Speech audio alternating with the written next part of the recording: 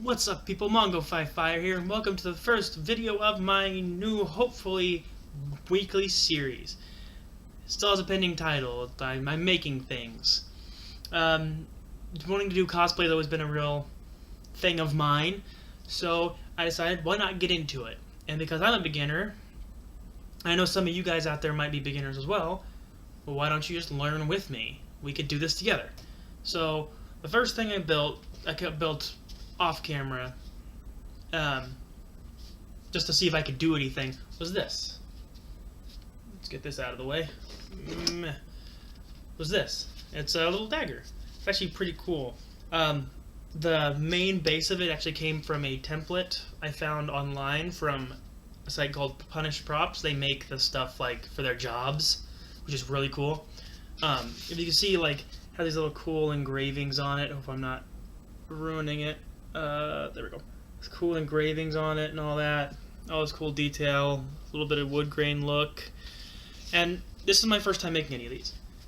So what I went ahead and did is I made a video making something else to show you guys, like, the techniques I used to make this.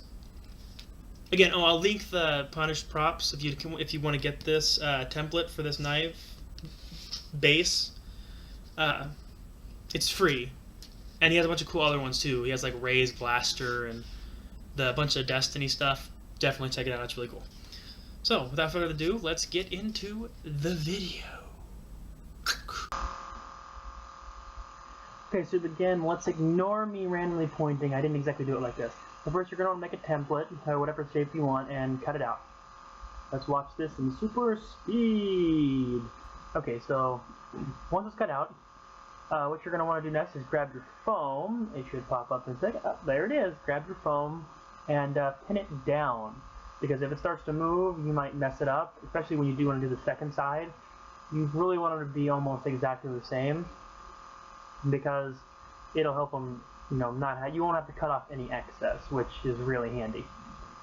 I should mention that all you really need for this is a foam, some contact cement, and some paint.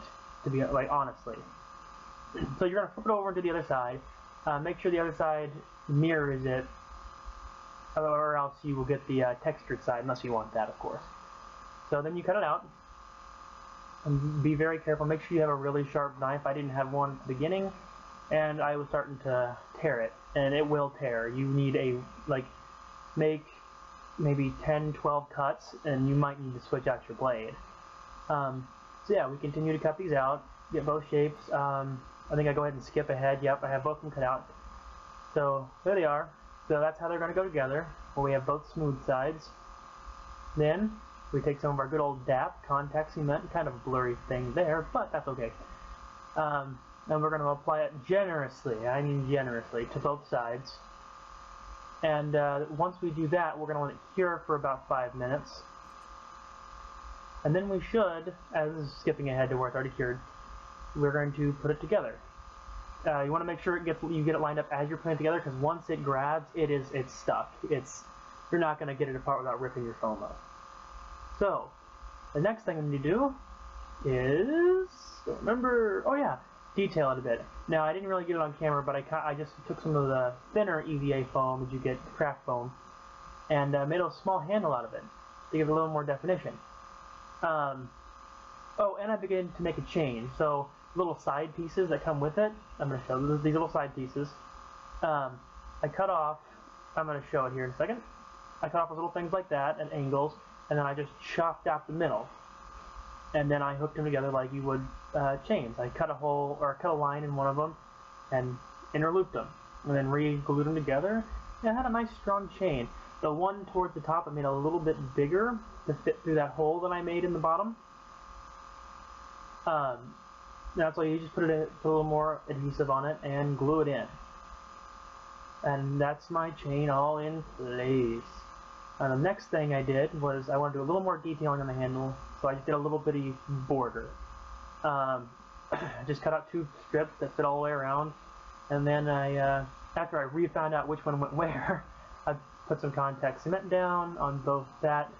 Fun thing to note about contact cement, you have to put it on both things for it to work effectively.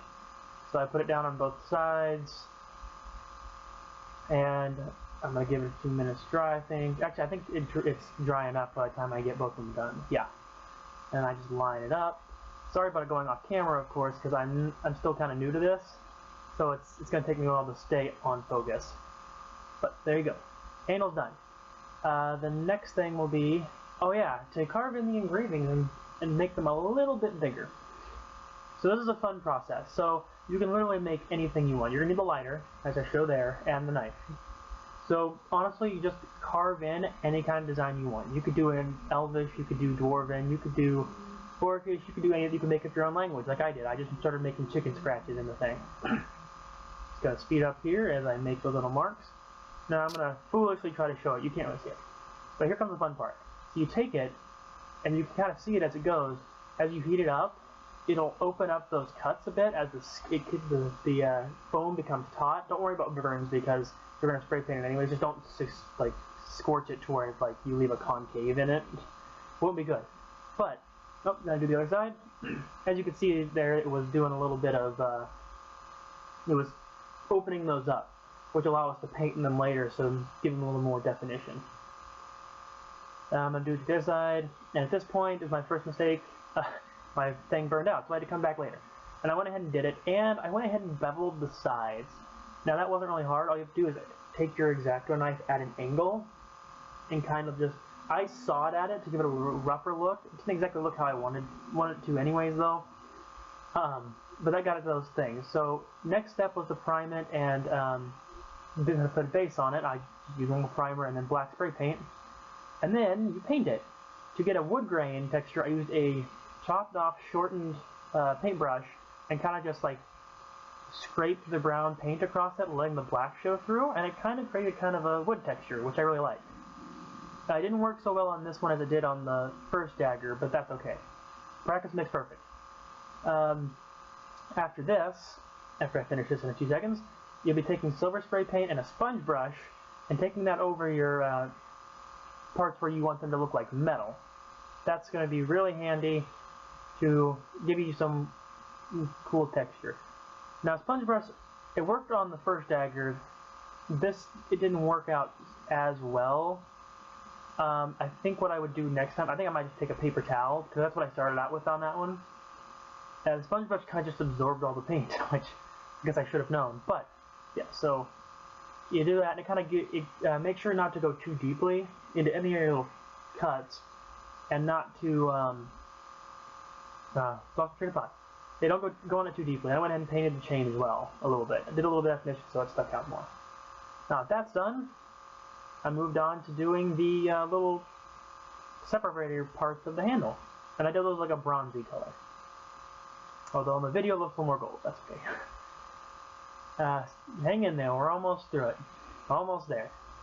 So after I get this painted, we're going to be doing the definition.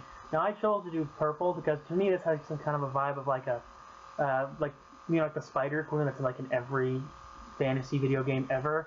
Kind of had like a feeling for one of her weapons, so I started doing purple in those. And all you want to do is take a really thin paintbrush and put paint, like slop paint, into those holes.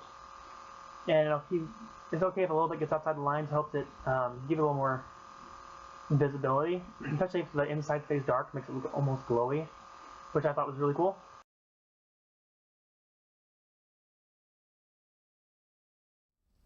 Well, I hope you guys enjoyed helping me make this. You didn't really help, but you got to watch. So it didn't turn out as well as my other one did, but that's okay. It's a little bit rougher, supposed to be a little bit rougher.